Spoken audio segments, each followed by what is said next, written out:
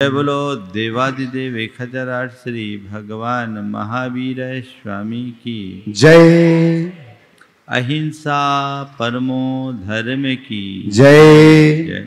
परम पूज आचार्य गुरुवर श्री विद्यासागर जी महाराज की जय।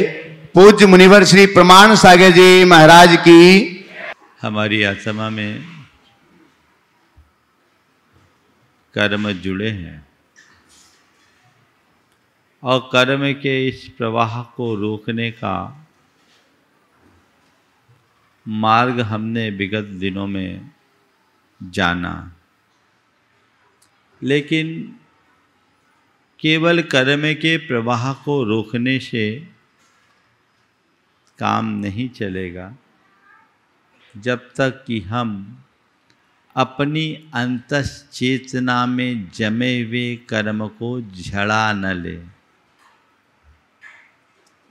अब कर्म को झड़ाना तभी संभव होगा जब हम कर्म को जानेंगे। मैं आज अपनी बात एक सवाल से शुरू कर रहा हूँ। हम आप सब रोज सुनते हैं पुण्य और पाप की बातें, बंध और आश्रव बंध और संवर निर्जरा की बातें सुनते हैं। आपने कभी पुण्य को देखा, पाप को देखा, कर्म को देखा, बंध को देखा, कर्मों की निर्जरा को देखा? बोलो, क्या जवाब है? हाँ, नहीं देखा। अनुभव किया? अनुभव किया है? कैसा अनुभव किया? कहाँ से शुरू करूं? पुण्य पाप का अनुभव आपने किया? कैसे अनुभव हुआ पुण्य पाप का? तो आप कहोगे महाराज हमने पुण्य और पाप के फल का अनुभव किया है। पुण्य और पाप के बंध का अनुभव किया जीवन में? बोलो।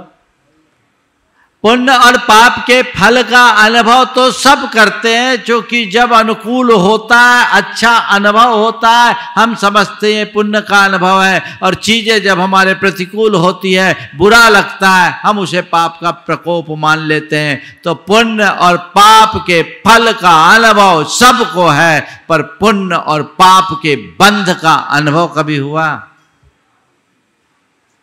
जब पुण्य और पाप के बंध का अनुभव ही नहीं हुआ तो फिर निर्जरा की बात ही बेईमानी, संवर की बात ही बेईमानी। हम कैसे जाने कि यहाँ मेरे जीवन में पाप जुड़ रहा है, मुझे इसे रोकना है, यहाँ मेरे अंतस में पाप जमा है, मुझे उसे साफ करना है। आप अपने घर मकान को साफ करते हैं, अपने वस्त्रों को साफ करते हैं, अपने शरीर को साफ स्वच्छ करते हैं। कब? जब आपको गंदगी दिखती है तब। बिना गंदगी को देखे आप कभी साफ करते हैं क्या? जो पहले से साफ है, धुले कपड़े को धोने की कोशिश करते हो? नहीं ना, वो तो प्रेस करा के एकदम सेफ रख लेते हो, क्योंकि धुले उसे क्या धोना? धोते किसे हैं? जो गंदा दिखता है ना? तो मैं आपसे कहता हूं, जब भी गंदगी दिखती है हम धोने का प्रयत्न कर लेते हैं, हमें किसी से प्रेरणा लेने की जरूरत नहीं होती। उसी प्रकार जिस दिन तुम्हें अपने भीतर की मलिनता दिखने लगेगी, तुम उसकी निर्जरा का उपक्रम शुरू कर दोगे। कभी ऐसा अनुभव होता है कि मेरे भीतर कर्म मल जमे हुए हैं? बोलो, होता है? कैसे होता है? दो तरह की स्थितियां हैं। कुछ चीजें हम साक्षात अनुभव करते हैं और कुछ बातों का हम अनुमान लगाते हैं। समझ गए? अनुभव करते हैं, मुंह में लड्डू डाले मुंह मीठा होता है, ये अनुभव है ना?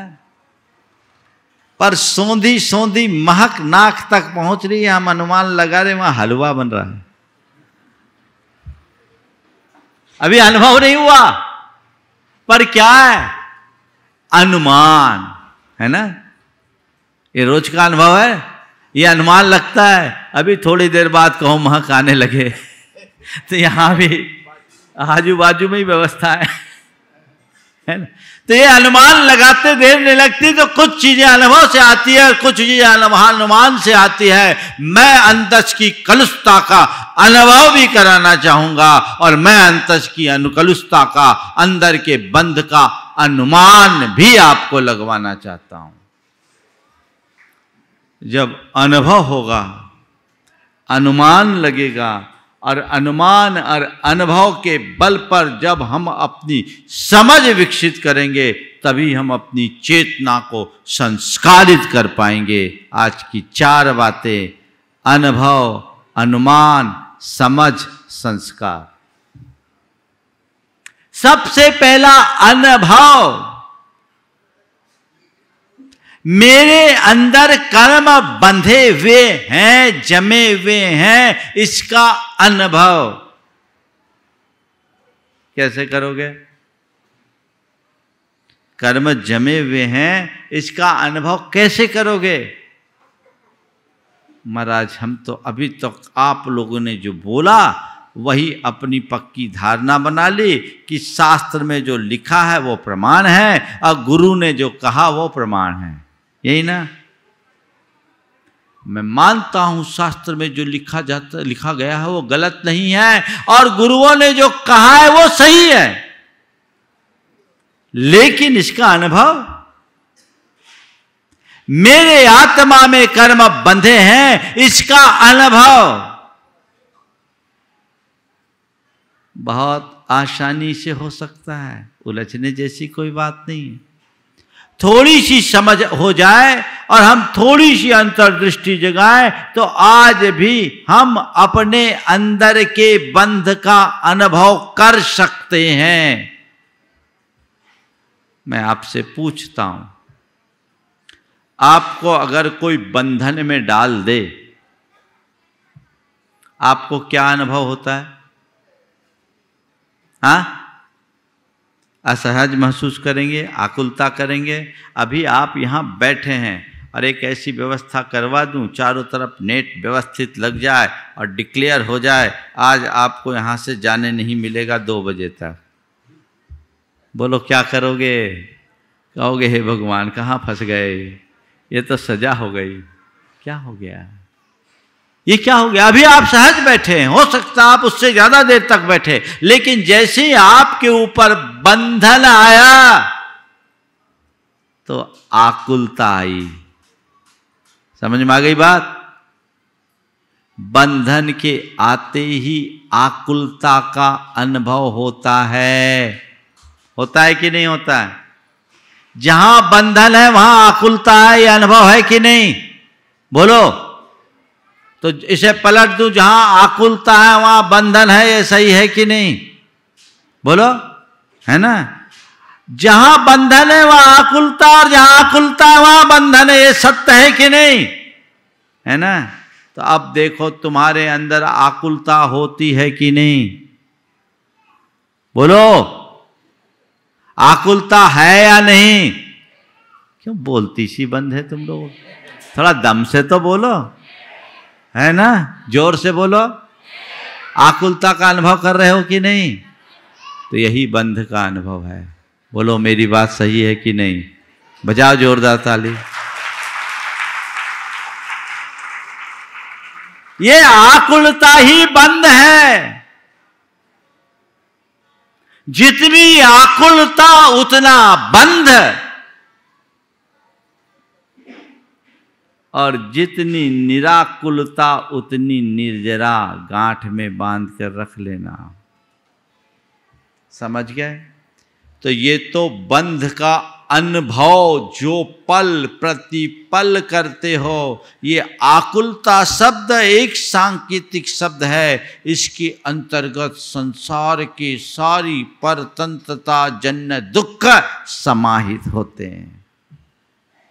बंधन में परतंत्रता है, परतंत्रता में आकुलता है, आकुलता दुख है, पीड़ा है जिसे हर पल हर प्राणी भुगतता आ रहा है। भले वो इस बात को माने या ना माने कि मेरे कर्म का भी बंध हो रहा है, लेकिन ये सार्वभौमिक सत्य है। तुम्हारी अंतश्चेतना में जमा हुआ एक कर्म ही तुम्हें व्याकुल बनाता है। अब दूसरी बात, अनुमान। अनुमान कैसे लगाएं कि मेरे लिए कर्म बंध रहा है? बड़ा सहज है भाई। कहीं बदबू आ रही है तो आप क्या समझते हैं? जरूर यहां गंदगी है। बोलो, बदबू कब आती है? जब गंदगी होती है तब, कि बिना गंदगी के? तो भैया तुम्हारे जीवन में दुखों की बदबू है कि नहीं? बोलो, आ रही है। पल प्रतिपल बदबू आ रही है। ये बदबू क्यों आ रही है, कभी सोचा? ये सड़ांध कहां है, कभी देखा, सोचने की कोशिश की? बस जिस दिन तुम अपने दुखों की बदबू पर ध्यान केंद्रित करोगे, तुम्हें अपने कर्मों के बंध का अनुमान पल में लग जाएगा। फिर ज्यादा कुछ कहने की जरूरत नहीं होगी। तो अनुभव करो, अनुमान लगाओ और अपना श्रद्धान जगाओ, सही समझ बनाओ। अभी लोग कह देते हैं कि कर्मों का खेल है ना? कहते हो, आप सब कहते हो, क्या करे, कर्मों का खेल है। लेकिन अपनी अंतश्चेतना में उतर करके देखो कि कर्मों का खेल कभी समझ में आया? जिस दिन तुम कर्मों के खेल समझ लोगे, उस दिन तुम्हारा जीवन खेल बन जाएगा। मुश्किल ये है कि कर्म तो खेल खिला रहा है, लेकिन लोग हैं जो उसे समझ नहीं पा रहे हैं। उसमें अपना इष्टानिष्ट संकल्प विकल्प जोड़े रहते हैं, और अपने मन के इष्टानिष्ट संकल्प विकल्प के जोड़ देने से हम नित्य प्रति सुखी दुखी होते रहते हैं। हमारे हृदय में राग देश रूप परिणाम होता है, और राग देश रूप परिणाम होने के कारण हम अपनी चेतना में और अधिक मलिनता को जमा लेते हैं, कर्म का बंध करते हैं। समझ विकसित कीजिए, श्रद्धान पक्का कीजिए, ये हृदय में गाढ़ रूप से बिठा लीजिए कि मेरे प्रत्येक प्रवृत्ति के परिणाम स्वरूप मेरी चेतना में कर्म के संस्कार जमते हैं, और वे ही कर्म कालांतर में फलीभूत होकर हमारे जीवन में अच्छा बुरा प्रभाव डालते हैं, शुभ अशुभ फल के रूप में। ये जीवन की सच्चाई है। मानते हो? बोलो।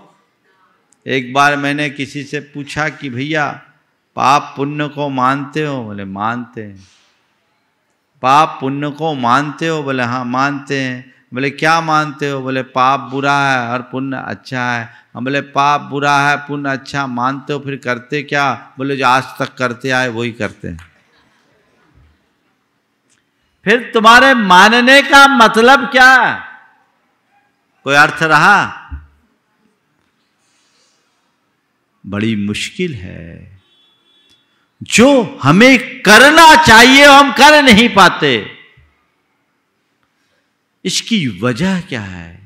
इसकी एक ही वजह है, वो हमारे अंदर सही समझ का अभाव है। हमने एक रटी रटाई धारणा बना ली है, अपनी मान्यता बना ली है, लेकिन भीतर की अवधारणा अभी बदली नहीं है।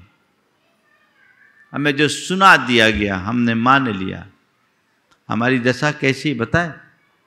छोटा बच्चा होता है ना, वो किसी बात को लेकर मचलता है, उसे आप कह देते ऐसा है, ठीक है, थोड़ी देर के लिए शांत हो जाता है, फिर वही रट शुरू हो जाता है, फिर बोलते हैं, फिर समझाते हैं, फिर वही रट शुरू हो जाता है, फिर समझाते हैं, फिर वही रट शुरू हो जाता है। एक नादान बच्चे को जब भी आप बोलो एक पल के लिए आपकी बात मानेगा और बाद में वो अपने उसी रौ में चले जाता है, पर समझदार व्यक्ति को एक बार समझा देना ही पर्याप्त होता है, दोबारा कहने की जरूरत नहीं होती।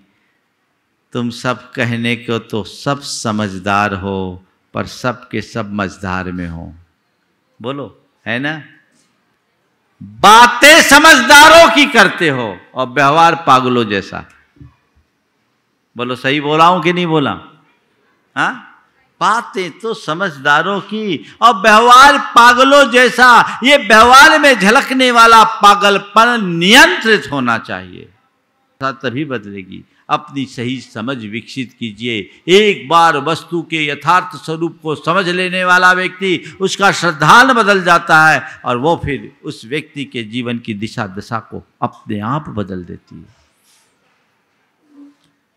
अगर कोई गलत कार्य हमारे द्वारा हो जाए और उसका दंड हमें भुगतना पड़ जाए, तो दोबारा वैसा कार्य करने के लिए मन कभी राजी होता है? नहीं होता। क्यों?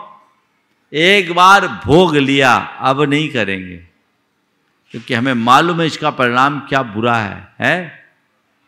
तो भैया, जन्मों से कर्म भोग रहे हो, फिर उसी में क्यों लगे हो? बोलो, जन्मों से भोग रहे हो, फिर भी उसी में लगे हो, इसका मतलब केवल यही है कि तुमने अभी सही समझ विकसित नहीं की है। आज के लोगों की दशा तो दुष्यंत कुमार की इन 2 पंक्तियों के हिसाब से ऐसे दिखती है कि हाथों में अंगार लिए मैं ये पूछता रहा। हाथों में अंगार लिए ये मैं पूछता रहा, कोई मुझे इन अंगारों की तासीर बता दे। क्या कहेंगे ऐसे व्यक्ति को? ये जीवन के साथ एक बहुत बड़ा धोखा है। शास्त्र को पढ़ो या प्रवचन को सुनो, उसे केवल कान से सुनकर अपने मस्तिष्क तक सीमित मत रखो, उसे अपने हृदय में अवधारित करो। जब धर्म की बातें हृदय में आती है, हृदय परिवर्तित हो जाता है और दिमाग में रहती है, वो दिमागी बोझ बनकर रह जाता है। यहां तो बहुत भरा हुआ है तुम लोगों के पास, है ना? जैसे गूगल में ढेर सारी इंफॉर्मेशन है, उससे क्या होगा? यहां भरने से कुछ नहीं होगा, यहां उतारने पर सब कुछ होगा। तो समझ, सच्ची समझ। कबीरदास ने बहुत अच्छी बात की है, समझ किसका नाम? कहते समझा समझा एक है, अनसमझा सब एक। समझा समझा एक है, अनसमझा सब एक, और तिनको समझा जानिए जिनके घट में विवेक। जब तुम्हारे अंतर मन में समझ विकसित होगी, तुम्हारा विवेक जाग जाएगा, वहीं तुम्हारे जीवन में बदलाव आ जाएगा। बातें बड़ी बड़ी करते हैं, करते क्या है? आज ही एक बहन जी का संदेश आया, भारत से बाहर है, अमेरिका। बड़ा भावुक मन था कि आपके संपर्क में आने के बाद 1 वर्ष से मैं आपको फॉलो कर रही हूँ और आपकी बातें सुनने के बाद बहुत फर्क पड़ा महाराज जी।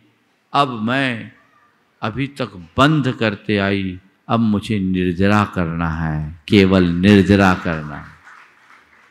समझ के साथ संकल्प जगता है, और जब संकल्प जगता है तभी मनुष्य का संस्कार बदलता है। अगर अंतर मन में समझ है तो संकल्पित हो जाइए। नहीं, मुझे ये करना है, अब रास्ता बदलना है। राग रंग में रमते रमते मैंने अपने अनंत जीवन को बर्बाद कर दिया। अब मुझे इस जीवन को बर्बाद नहीं होने देना है। अब मुझे अपनी आत्मा के हित का उद्योग करना है। यह भाव बेकार नहीं जाने देना है। ऐसी समझ अपने अंदर विकसित करे तो बेड़ा पार हो जाए। काश हम ये बातें समझ पाए। आज बात निर्जरा की है और आज की दो गाथाएं आप सबके बीच में रख रहा हूं। रत्तो बंधदिकम्मम मुंचदि जीवो विराग संपन्नो एसो जिनोवदेशो तम्हा कम्मे सुमारज्य। राग के कारण कर्म का बंध होता है और विराग संपन्न प्राणी कर्म से मुक्त होता है। ऐसा जिनेंद्र भगवान का उपदेश है। इसलिए राग मत करो। राग करोगे बंद होगा, आसक्ति रखोगे बंद होगा, और अनासक्ति के मार्ग में जाओगे तो मुक्ति पाओगे। और मुक्ति ही निर्जरा है। वो निर्जरा कैसी है, किमात्मक है? तो कहते कर्म का झड़ना निर्जरा है। कर्म का झड़ना कभी देखा? नहीं देखा। आज मैं झड़ा के दिखा दूं, देखोगे? पहले गाथा लूं। बंद पदे सगलनम निज्जरणम इदि जिने ही पन्नतम जेन हवे संवरणम तेन दुनिज्जरण मिदि जान सापुन दुविया नेया सकार पक्का तवेन कैमाना चदुगदियानम पड़मा वैजुत्तानम हवे विदिया। बंद पदेशक गलनम निज्जरणम इदि जिने ही पन्नतम। आत्मा में बंधे हुए कर्मों के झड़ने का नाम निर्जरा है, ऐसा भगवान ने कहा है। हमने भी सुना है और मान रखा है। आज मैं आपको आपके कर्म को झड़ा करके दिखा सकता हूं। देखना चाहोगे? हाँ, कर्म झड़ाने का मार्ग ही नहीं, कर्म झड़ा कर दिखा सकता हूं। देखना है? हाँ, सबको देखना है। हाँ, दिखा दूं? चलो, आप यहां बैठे और आपको किसी ने गाली दी और गंदी गाली दी। आपके मन में क्या आएगा? बोलो। हाँ, गुस्सा आया। गुस्सा क्या है? गुस्सा क्या है? कषाय है। कषाय क्या है? पाप है। इससे क्या होगा? बंद होगा। सामने वाले ने गाली दी, आप उसकी गाली से प्रभावित हो गए, आपके हृदय में कषाय उभरी और आप बंध गए। बंध गए ना? और सामने वाले ने कुछ भी बोला, आपने उसकी बात को सुनकर अनसुना कर दिया, उसकी बात से अप्रभावित रहे। आपके मन में क्या आया? आपके मन में क्या आया? क्षमताई। समताई।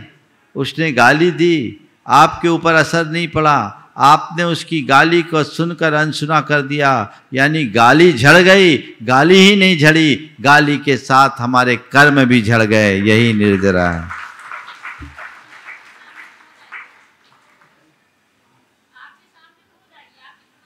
हमने तो टेक्निक बता दी, अब तुम टेक्नोलॉजी यूज ही नहीं करो तो क्या करें हम? सहजता में निर्जरा है, आकुलता में बंध।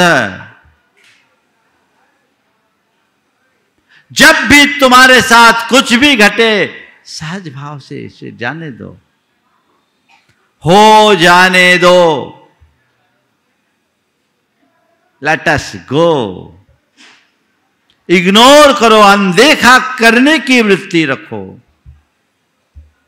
देखो निर्जरा कैसी होती है।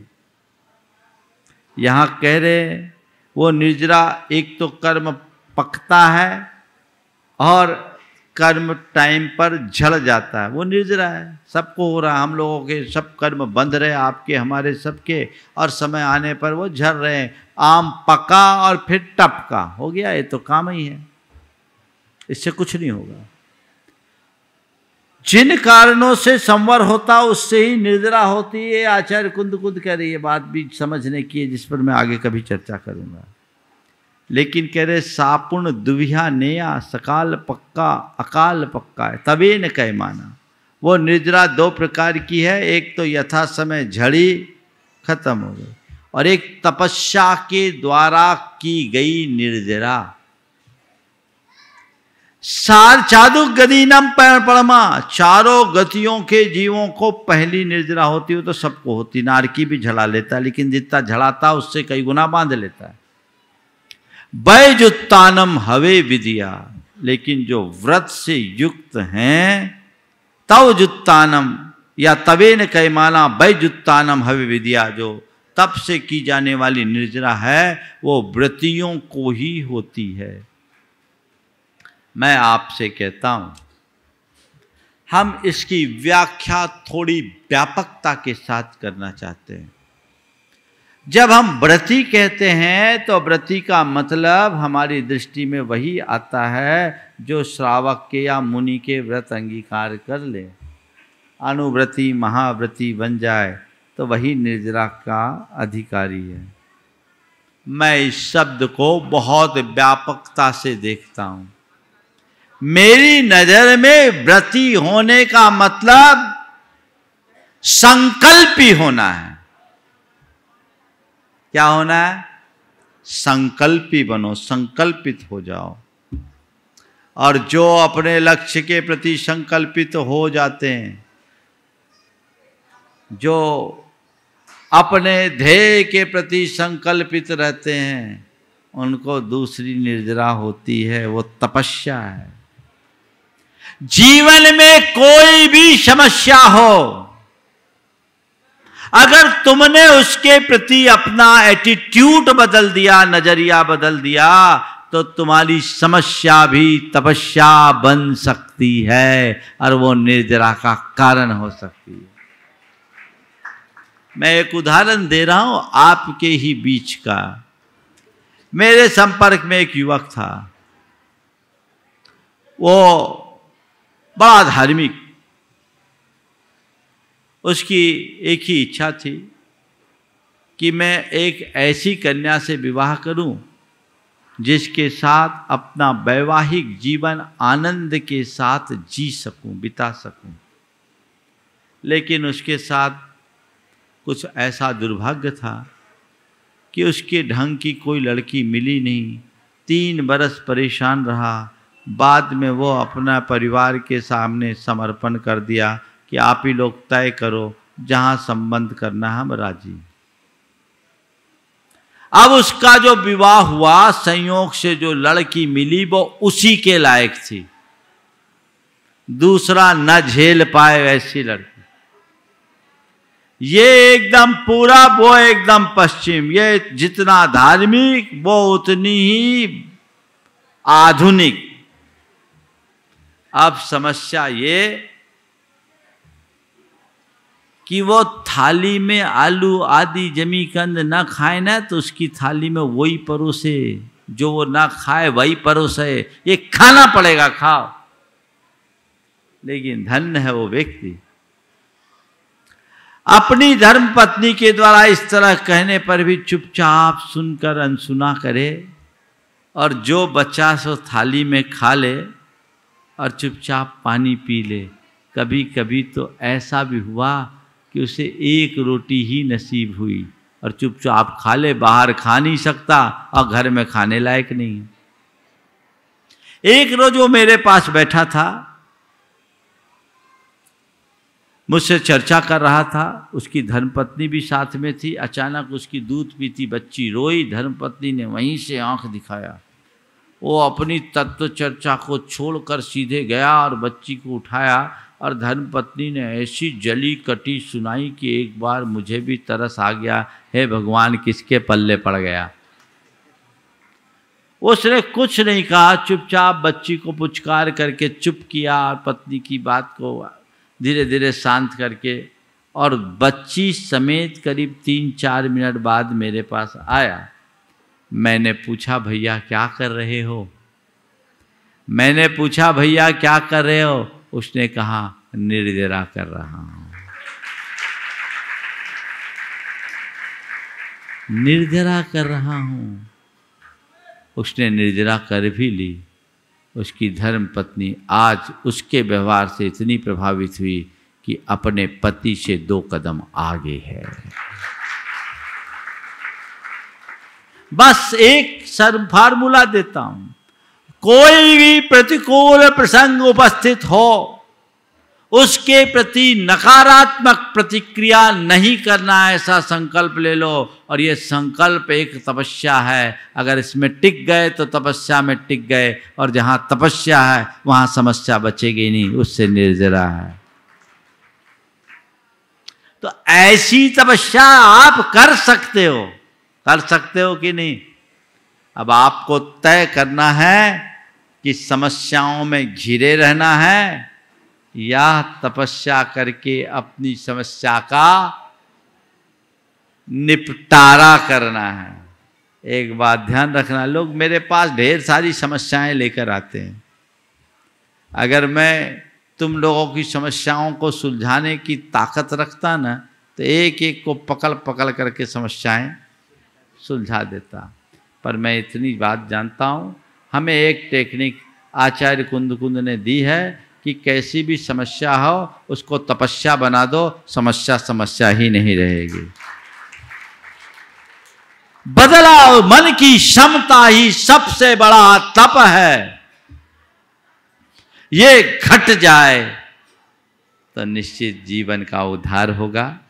तो आज निर्जरा के संदर्भ में मैंने तो केवल भूमिका बनाई है, एक क्रम चलेगा। हमने निर्जरा का अनुभव किया, बंध का अनुभव किया, और निर्जरा कैसी होती है देख भी लिया। मैं चाहूँगा ये समझ आपके अंदर रहे ताकि अच्छे संस्कार जगे और अपने जीवन को हम सुधार सके। तो अनुभव, अनुमान, समझ, संस्कार की 4 बातें जो आज सांकेतिक रूप में आप सबके बीच कही गई है, इसे आगे बढ़ा करके अपने जीवन का पथ आप सब प्रशस्त करेंगे। समय आप सबका हो गया है, यहीं पर विराम। बोलिए परम पूज्य आचार्य गुरुवर श्री विद्यासागर जी महाराज।